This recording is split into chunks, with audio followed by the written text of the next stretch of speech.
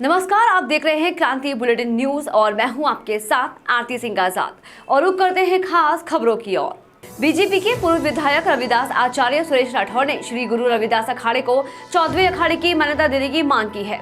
इस संबंध में उन्होंने अखाड़ा परिषद के अध्यक्ष और निरंजनी अखाड़े के सचिव महेंद्र रविंद्रपुरी से मुलाकात की और अन्य 13 अखाड़ों की तरह अपने द्वारा बनाए गए श्री गुरु रविदास अखाड़े को 14वें अखाड़े के रूप में मान्यता देने की मांग की।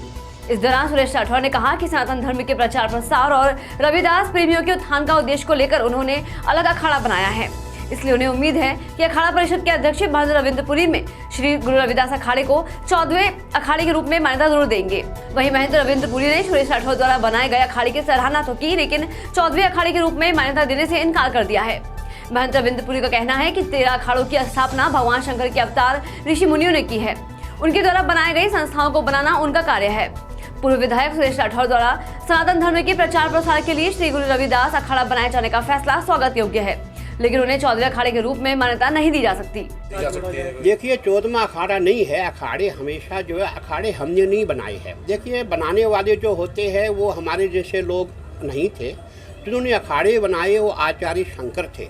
आचार्य शंकर कौन थे? भगवान शंकर के इनकारनेशन ऑफ गॉड, मतलब in simple way you can say that he was the incarnation of God. वो भगवान के अवतार थे। हम उन लोगों में से नहीं है, हम तो एक ऑर्डनरी लोग हैं। हम अखाड़े बनाए ये हमारे बस का नहीं है। जो भगवान ने बनाया है, जो भगवान ने बना रखा, हमें उसी को चलाना है। तो जो हमारे बाकी जितने भी अखाड़े बने हैं सभी हम लोगों ने नहीं बनाए हैं। ये जो हमारे पूर्वज थे, जो हमारे ऋषि मुनि जिन्होंने वाकई ब्रह्म को देखा है, जिन्होंने ब्रह्म का बोध किया है, जिनको वो ये ब्रह्म ज्ञान प्राप्त था, उन्होंने ही ये संस्थाएं बनाई। ये उन संस्थाओं को चलाना हमारा कार्य है। तो बाकी जो अखाड़े 13 ही होंगे और 13 ही रहेंगे, बल्कि अखाड़ों के साथ इनको जोड़ा जा सकता है। मेरा ऐसा प्रयास है। अब करनी चाहिए। मैं गुरु से यही निवेदन करने के आया था कि 14वां अखाड़ा हमारा होना चाहिए और उसकी घोषणा, उसमें अनुमति जो एक हमारी सनातन की परंपरा रही है, अखाड़ा परिषद उसका अधिकारी होता है। देश और दुनिया में मान्यता है। हम उसी मान्यता के तहत मान्य अखाड़ा परिषद के अध्यक्ष की हैसियत से गंगा मैया के किनारे उनसे निवेदन करने के लिए आए हैं और मुझे उम्मीद है कि सभी पहलुओं पर विचार करते हुए हमारे अखाड़े को अनुमति प्रदान करेंगे और हमारे लिए और सनातन धर्म के लिए, रविदास प्रेमियों के लिए, गुरु रविदास जी की जो अनन्य भक्त हैं, गंगा के अनन्य भक्त हैं, उनको एक अच्छी पहल मिलेगी। ऐसा है, जब शाही स्नान होते हैं तो शक्ति प्रदर्शन होते हैं। इस बार का जब भी कोई कुंभ आएगा उसमें हम अपना शक्ति प्रदर्शन करेंगे। लाखों की संख्या में सबके साथ मिलकर गंगा जी में स्नान करेंगे, शाही स्नान करेंगे। यही निवेदन हम बार बार कर रहे हैं। रुड़की में सिंगल यूज प्लास्टिक के लिए जागरूक करने को नगर निगम और व्यापार मंडल पदाधिकारियों ने जागरूकता रैली निकाली। इस दौरान लोगों को पॉलिथीन न इस्तेमाल करने की अपील की गई। वहीं रैली का समर्थन करने पहुंचे खानपुर विधायक उमेश कुमार ने रैली का समर्थन किया और व्यापारियों से भी अपील की। रुड़की में शताब्दी द्वार से शुरू हुई जागरूकता रैली में खानपुर विधायक उमेश कुमार ने कहा कि व्यापार मंडल और नगर निगम की अच्छी पहल है, जिससे लोगों को जागरूक किया जा सके कि पॉलिथीन एक ऐसी बीमारी है जो देश प्रदेश को दूषित कर रही है। इसका प्रयोग करने से बचना चाहिए। उन्होंने कहा कि पॉलिथीन के भयानक परिणाम है। यह पर्यावरण को दूषित करती है। इसके साथ ही गंभीर बीमारियों की चपेट में लोग आते हैं। उमेश कुमार ने व्यापारियों से अपील की कि वह अपनी ओर से पॉलिथीन इस्तेमाल न करें और लोगों को भी इसके लिए जागरूक करें। देखिए, हमारे व्यापार मंडल के जो सदस्य हैं, सभी लोग सम्मानित गण जो हैं शहर के, वो और नगर निगम ने मिलकर एक संयुक्त रैली का आयोजन किया, जिससे कि हम सिंगल यूज़ प्लास्टिक को पूर्णतः प्रतिबंधित करने के लिए हम अपने व्यापारी भाइयों को और बहनों को उनको हम जागरूक कर सकें और उन्हें इनके नुकसान बता सकें। किस तरह ये एक अदृश्य बीमारी हम लोगों के बीच में है जो पूरे देश प्रदेश को जो है दूषित कर रही है। इसके कई भयानक परिणाम हैं, कई प्रकार की बीमारियां फैल रही हैं। हमारी नालियां, नदी ब्लॉक हो जाते हैं, हमारी गौ माताएं मर रही हैं। इसके अलावा लोग इस कूड़े को इकट्ठा करके बीनने के बाद प्लास्टिक को जब बेचते हैं तो लोग इसको जलाकर लोग आग का भी इस्तेमाल करते हैं। चरखी वाले भी इसका इस्तेमाल करते हैं। अभी बीच में एसडीएम साहब ने कई सारे चरखियों को पकड़ा जहां पर प्लास्टिक जलाई जा रही थी। आप समझिए कितना भयानक प्रदूषण। जितना रुड़की शहर एक दिन में प्रदूषण करता होगा, उतना एक चरखी एक दिन में जो है पनियाँ जलाकर करती है। तो इस पॉलिथीन को पूर्णतः प्रतिबंधित करने के लिए जो जागरूक रैली हमारे समाज के, हमारे रुड़की के, हमारे गणमान्य व्यापारी गणों ने और नगर निगम ने मिलकर निकाली है, मैं इसका स्वागत करता हूँ और इनके आग्रह पर मैं यहाँ आया हूँ क्योंकि एक अच्छी पहल है और मुझे लगता है समाज के हर व्यक्ति को इसके साथ जुड़ना चाहिए। कार्तिक माह का आज आखिरी दिन है और आज ही कार्तिक पूर्णिमा है। हर की पौड़ी पर लाखों श्रद्धालुओं ने आज सुबह से ही गंगा स्नान किया।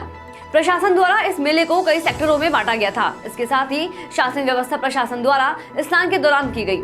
ऐसी मान्यता है कि कार्तिक पूर्णिमा के दिन स्नान दान लक्ष्मी नारायण पूजन की जाती है। कार्तिक पूर्णिमा पर दीप दान कर देव दिवाली भी मनाई जाती है, जिसे काफी शुभ माना जाता है। कार्तिक पूर्णिमा पर आज चंद्र ग्रहण भी लग रहा है। पंडितों के अनुसार इस दिन कुछ खास उपाय किए जाएं तो घर के आर्थिक हालात अच्छे बने रहते हैं। इस दिन भगवान विष्णु की विशेष पूजा अर्चना की जाती है। मान्यता है कि इस दिन भगवान विष्णु की पूजा करने से भक्तों के सभी दुख दर्द दूर हो जाते हैं और उनके जीवन में सदैव खुशियां बनी रहती हैं। कार्तिक पूर्णिमा के दिन विशेष रूप से कार्तिक स्नान किया जाता है। कार्तिक स्नान का महत्तम है। गंगा स्नान जो है सबसे बड़ा स्नान होता है कार्तिक पूर्णिमा के रोज। आज के दिन पूरे मास का जो स्नान होता है पंच स्नानी स्नान कहते हैं और आज जो है लास्ट स्नान है, जिन्हें कार्तिक पूर्णिमा के स्नान कहते हैं। और आज के दिन जो है दान का बहुत बड़ा महत्व है। आज आंवले का दान करना चाहिए और जो है अन्नदान जो है श्रेष्ठ होता है, सबसे बड़ा दान होता है अन्नदान। आज के दिन जो है जो कार्तिक मास का स्नान जो करते हैं श्रद्धालु, वह कार्तिक पूर्णिमा का निस्तारण करते हैं। जैसे उद्यापन करते हैं वैसे आज कार्तिक मास का पूर्णिमा का निस्तारण हो जाता है।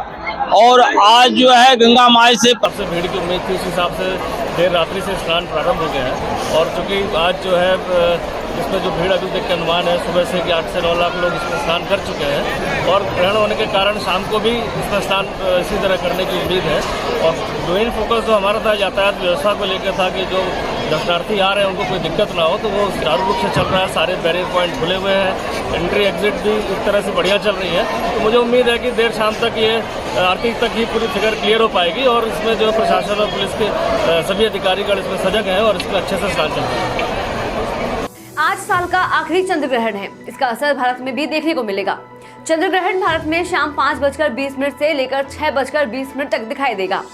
चंद्र ग्रहण का सूतक काल 9 घंटे पहले लगने के कारण धर्मनगरी हरिद्वार में तमाम मंदिरों के कपाट बंद कर दिए गए हैं। धार्मिक दृष्टि से इस चंद्र ग्रहण को अशुभ माना जा रहा है, क्योंकि कार्तिक मास में यह दूसरा ग्रहण 15 दिन के अंदर लगा है। यह योग महाभारत के समय भी पड़ा था, इसलिए यह ग्रहण मनुष्य के जीवन में काफी प्रभाव डालेगा। ज्योतिष दृष्टि से इन ग्रहण को काफी प्रभावशाली माना जा रहा है। अखिल भारतीय अखाड़ा परिषद के अध्यक्ष महंत रविंद्रपुरी का कहना है कि राहु की पदरी में जब चंद्रमा आता है तो चंद्र ग्रहण लगता है। वर्तमान में मेष राशि में राहु चल रहा है। चंद्रमा का आगमन भी मेष राशि में हुआ है। यह चंद्र ग्रहण इस वर्ष का अंतिम ग्रहण है। भारत में चंद्र ग्रहण 5:20 पर दिखाई देगा। इसका सूतक काल 9 घंटे पहले लगता है। पूर्वांचल के कुछ हिस्सों में यह चंद्र ग्रहण 1 घंटा पूर्व ही प्रारंभ होगा। 6:20 तक चंद्र ग्रहण का पूरा प्रभाव रहेगा। उसके बाद ही मंदिरों के कपाट खोलकर पूजा अर्चना की जाएगी। चंद्र ग्रहण के वक्त भगवान शिव की आराधना करनी चाहिए, क्योंकि शिव ने चंद्रमा को ग्रहण से बचाने के लिए अपने मस्तक पर धारण किया है। ग्रहण एक प्राकृतिक घटना है, मगर सूर्य और चंद्रमा हमारे जीवन में काफी प्रभाव डालते हैं। इस चंद्र ग्रहण का भारत और विश्व पर अशुभ प्रभाव देखने को मिल रहा है, क्योंकि 15 दिन पूर्व ही सूर्य ग्रहण भी पड़ा था। में राहु का संचरण चल रहा है और उसी में चंद्रमा का प्रवेश हुआ है। कार्तिक अमावस्या को सूर्य ग्रहण था और आज कार्तिक पूर्णिमा को संध्या काल में चंद्र ग्रहण है। चंद्र ग्रहण का एक विधान है कि जितना हो सके मनुष्य को सूतक काल में भोजन आदि से बचना चाहिए और भगवान शिव अथवा चंद्रमा के मंत्रों का जप करना चाहिए। चंद्रमा का ग्रहण जब प्रारंभ होता है तो उससे 9 घंटे पहले सूतक लगता है और खास करके ग्रहण काल में जप और पूजन अवश्य करना चाहिए। प्रतिमाओं को स्पर्श नहीं करना चाहिए, कोई भी अग्नि से संबंधित कार्य भी नहीं करना चाहिए। कार्तिक पूर्णिमा अपने आप में एक ऐसा पर्व है जहाँ गुरु नानक देव जी का जन्मदिन मनाया जाता है। तो भगवान कृष्ण जी ने गीता में कहा मार्ग 30 मास नहीं ही, तो पूर्णिमा के बाद से मार्ग 30 प्रारंभ होता है और कार्तिक स्नान समाप्त होते हैं। तो ये पवित्र महीना है, लेकिन इस वर्ष चूँकि अमावस्या और पूर्णिमा दोनों ग्रहण से ग्रसित रही है, तो इसलिए ग्रहण से पहले स्नान अवश्य करना चाहिए और ग्रहण के उपरांत भी स्नान करके और अपनी जो पूजा पाठ की प्रतिमाएं घरों में है, मंदिरों में, उनका भी स्नान कराना चाहिए। उसके बाद ही भोजन आदि प्रसाद बना करके ग्रहण करना चाहिए। क्योंकि ग्रहण चंद्रमा का मूल भाव होता है मन, और मन का कारक है चंद्रमा। भगवान शिव ने चंद्रमा को अपने शीश पर धारण किया है, इसलिए भगवान शिव के विशेष मंत्रों का जप अवश्य करना चाहिए, इससे मनुष्य को आत्मबल मिले। मंत्र जप का मूल विधान है, चंद्रमा हमारे हृदय यानी हार्ट को विकसित करता है।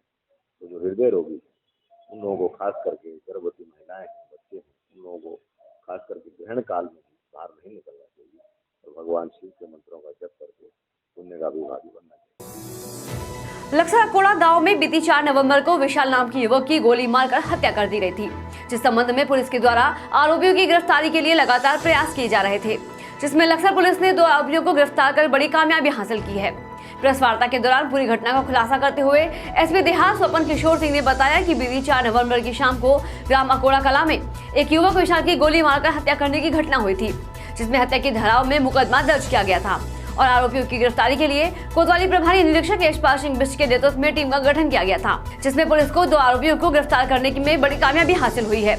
एसपी देहात ने बताया कि आरोपियों के बताए अनुसार शादी में डीजे पर डांस करने के दौरान हुए विवाद को लेकर आरोपियों के द्वारा हत्या की घटना को अंजाम देना बताया गया है, जिसमें पुलिस की ओर से अग्रिम कार्यवाही की जा रही है। 4 नवंबर की शाम को ग्राम अकोड़ा कला में एक युवक विशाल पुत्र शिव कुमार की गोली मारकर हत्या किए जाने की घटना हुई थी, जिस संबंध में अंतर्गत धारा 302 आईपीसी के अभियोग पंजीकृत किया गया था और प्रभारी निरीक्षक यशपाल सिंह बिष्ट के नेतृत्व में टीम का गठन किया गया था अभियुक्तों की गिरफ्तारी हेतु। इस क्रम में 2 अभियुक्तों की गिरफ्तारी करने में टीम को उल्लेखनीय सफलता हासिल हुई है, जिनके नाम क्रमशः रजनीश और ऋतिक हैं। रजनीश रजनीश पुत्र नाथीराम सहारनपुर का निवासी है और ऋतिक पुत्र जगवीर अकोड़ा कला का ही निवासी है। शादी में डीजे पर डांस करने के दौरान हुए विवाद को लेकर उक्त हत्या किया जाना इनके द्वारा बताया गया है। इस संबंध में अग्रिम साक्ष्य संकलन की कार्रवाई अमल में लाई जा रही है, लेकिन अभियुक्तों की निशानदेही पर उनके पास से एक अवैध तमंचा, एक खोखा और एक जिंदा कारतूस बरामद किए गए हैं। शेष साक्ष्य संकलन की कार्रवाई प्रचलित है। फिलहाल इतना ही। खबरों में लगातार बने रहने के लिए देखते रहें क्रांति बुलेटिन न्यूज। नमस्कार।